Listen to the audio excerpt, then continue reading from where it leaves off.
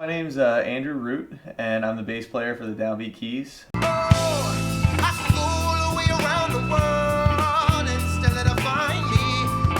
The music that I play could not be more distantly related to New Hampshire. Now, obviously, I love nature. Just grew up in the mountains and the woods, and I really learned to play in the city, like in the streets. But I think there is mixed in there some like tastes of New Hampshire here and there.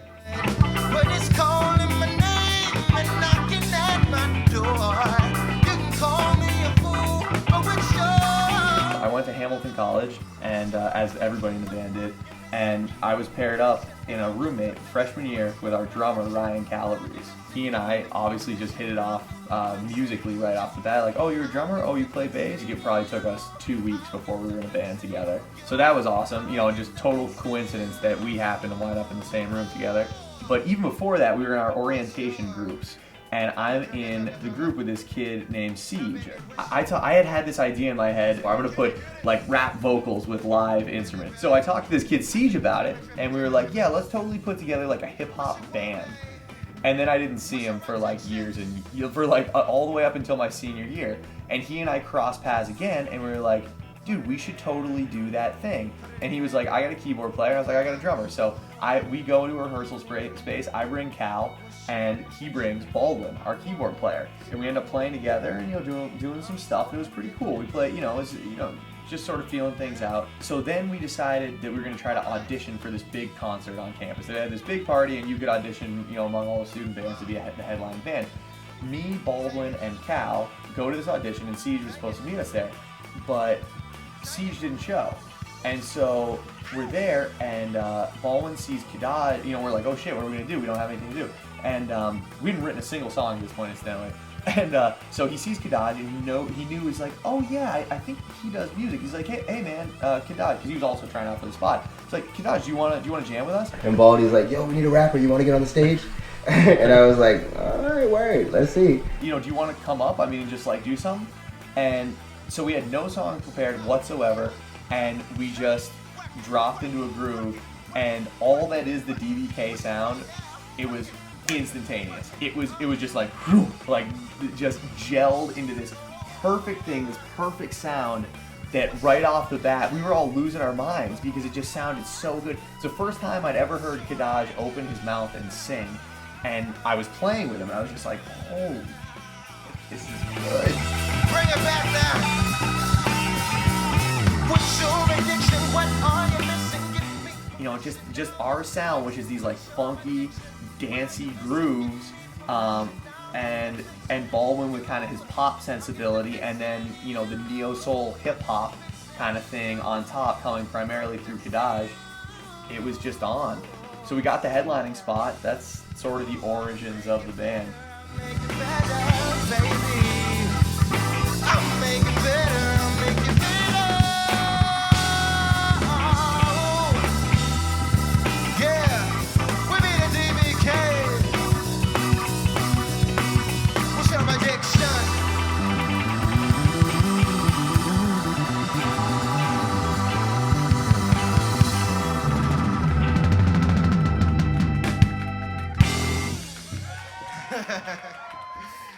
Yes, y'all. Happy Saturday, ladies and gentlemen. Go!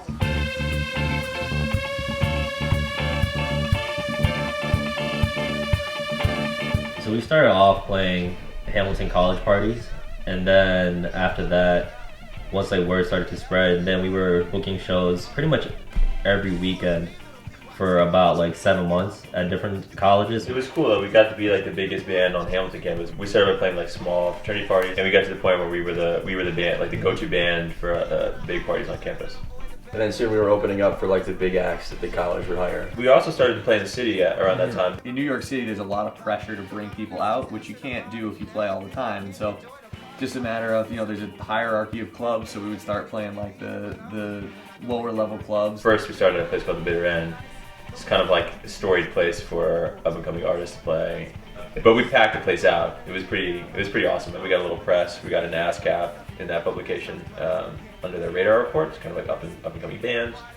So that was kind of our first piece of press. We slowly made our way from like the small frat scene and then like the limelight, like with, you know, the national acts, which is really cool. We got to open for Bon Jovi, we got to open for Soul Live once, we got to open for Talib Kweli, Matt and Kim, and like you get these little connections and work your way into the spot and just kind of climbing that ladder. And we're still doing that right now.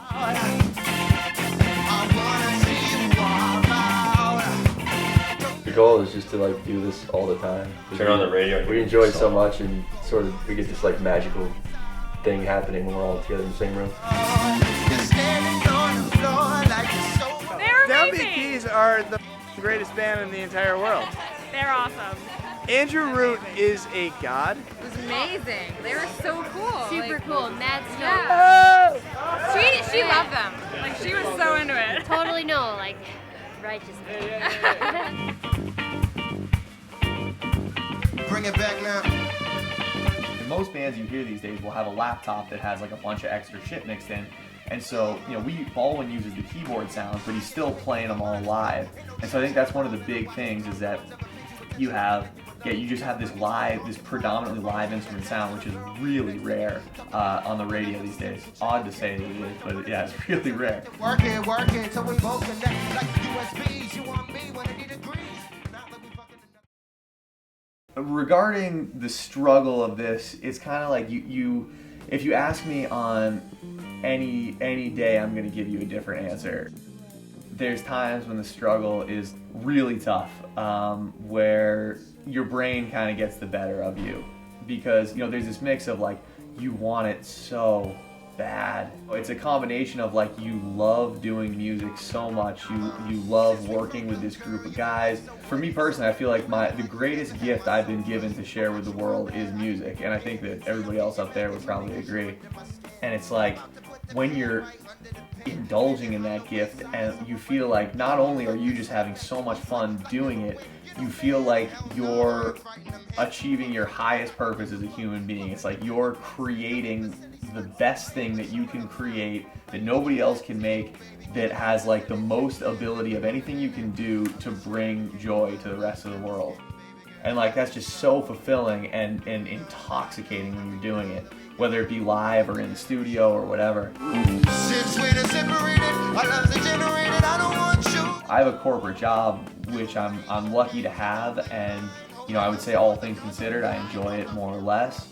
But when you start thinking like, really, can I do this for the rest of my life? Like, really, am I gonna be like working with spreadsheets instead of like doing this? Like, come on, like you know, everybody, there's plenty of people that can market and work with spreadsheets. Like, not nearly as many can like make what we can make in the band. That is forever the cleverest words. I don't mind spending all my time. There are days when you're just like, you know, you not only do you feel like you're being denied something that you love so much, it feels like as a result of being denied that career in music, you're being forced into doing something else that you don't like nearly as much. And it's just, you know, and I would say there's a little ego thing too, where it's like nobody wants to be normal. Nobody wants to do anything normal. Everybody wants to be great and do something great. And this is the chance that I've been given to do something great. And so it's like when my whole life I've envisioned this life that's just colorful and vibrant and different and new, doing, you know, this thing that I feel like I've been put on the earth to do. When I juxtapose that with my day-to-day like corporate existence, which even if I don't mind it that much, it's still like, come on, like the difference between the two, you can get pretty stressed out and strung out about it. When I have to drive over here, I'm like, oh, such a grind. And then when I'm tired at work, I'm like, oh, wouldn't it be easier if I just didn't have to do this? But then when you're here and you're making this music, it's like, it doesn't bring me joy. We're like, you know, we're gonna make this music and then my career is gonna happen like the way I want it to happen. That's what's gonna make this so great. It's not really that. It's more that you're just enjoying what you're doing so much. To help the lose the pain of having my heart break.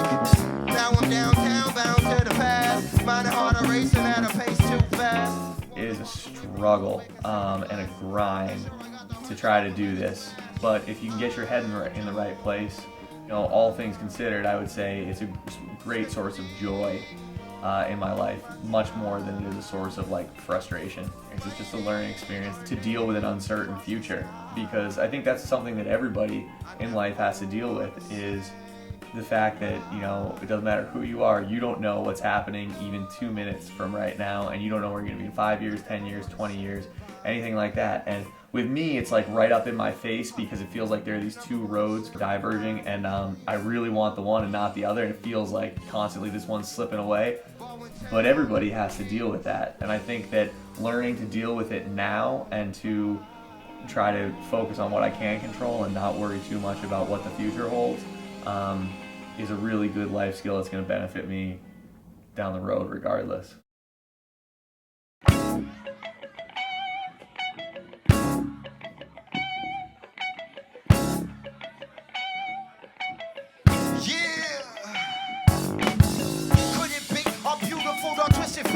Even if this never goes a day beyond this one, it's still, I would rather be doing nothing else right now.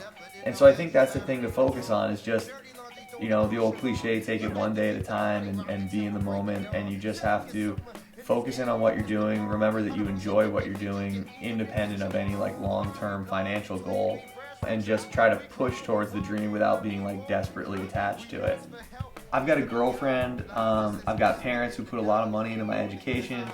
You know, most of us in the band are like that and like have these external pressures to, you know, to figure out what we're doing. I didn't work for, you know, any legitimate job for the 4 years after I graduated school. You know, so already I'm kind of behind the curve in terms of like I see a lot of my like friends that are, you know, as old as me or younger than me that have already like are so far ahead of me in terms of like their like regular careers that it's just like, oh my God, I hope I didn't shoot myself in the foot. Am I wasting my time? And even worse than wasting my time, am I putting myself behind? You end up sacrificing so much all the time for the band, for this thing, and you have no guarantee that it's gonna result in anything. We always have tomorrow. You wanna drown your sorrows. I'll crack open a bottle. Everyone says